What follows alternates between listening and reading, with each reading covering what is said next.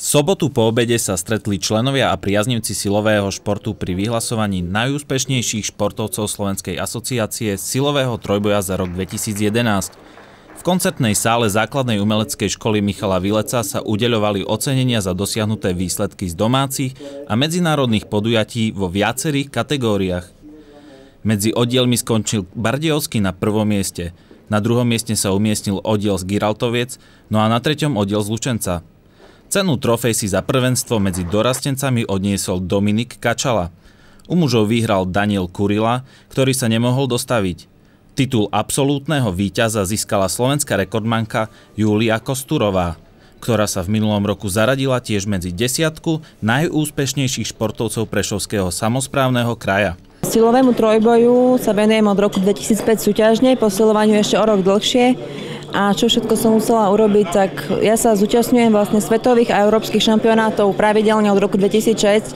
Stále obsadzujem tie popredné priečky, či už trojboj alebo v tlaku na lavičke, takže hádam sa to zúročilo. A najbližšie podujatie, na ktoré sa pripravujete? Tak možno pôjdem nejak tréningovo majstrovstvá Slovenska v silovom trojboji alebo v tlaku. A vrchol tejto prvej polovice roka sú pre mňa majstrovstvá Európy v Slovinsku a bude to v máji, v druhej polovičke mája. Silový trojboj je tam dôležité, aby tie disciplíny boli v nejakej rovnováhe, čo u mňa je veľmi dominantnou disciplínou práve drep, kde dosahujem najvyššie výkony, tých 265 kg. Taktiež celkom dobrý mám tlak na lavičke, kde mám 160 kg zapísaných súťažne a zaostáva mi trocha výraznejšie mŕtvý ťah, na ktorom by som rada popracovala a uvidíme, ako to pôjde tento rok.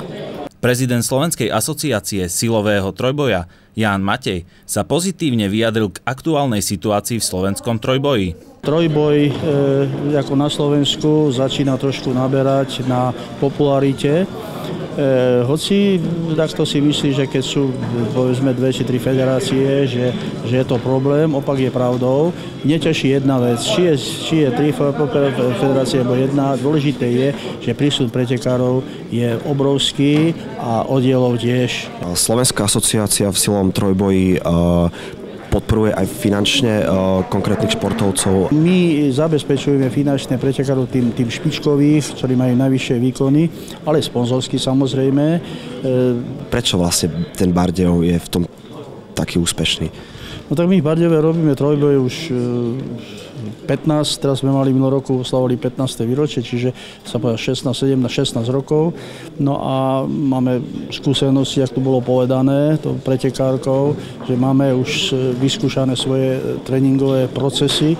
No a tie vyskúšané a sú dobré, pretože tie výkony stále rastú a pretekári prichádzajú noví a noví, jedni odchádzajú, ale výkon je tu vynikajúci. Máme skúsených trénerov, ktorí už dlhé roky pracujú s mládežou, no a hovorím, tie výkony sú aj z toho dôvodu, že ten tréningový proces máme jasne tréningový plán. V rámci vyhlasovania výsledkov si Slovenská asociácia silového trojboja spomenula aj na okrúhle jubileum 60. narodeniny medzinárodného rozhodcu Jozefa Velďáka. Ja si myslím, že toto má vysokú úroveň.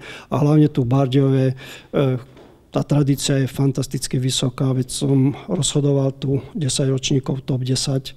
Ako vnímate taký rozvoj kulturistiky na Slovensku alebo aj vo svete, aký je ten vývin? Išlo to milovými krokmi dopredu, výkonnostne to podrastlo, to obrovsky podrastlo, vyspelí pretekári, usporiadaním je to fantastické. Veď dneska, keď si zoberieme, tak máme už špeciálne stojany na drepy, kde pretekár je veľmi istený.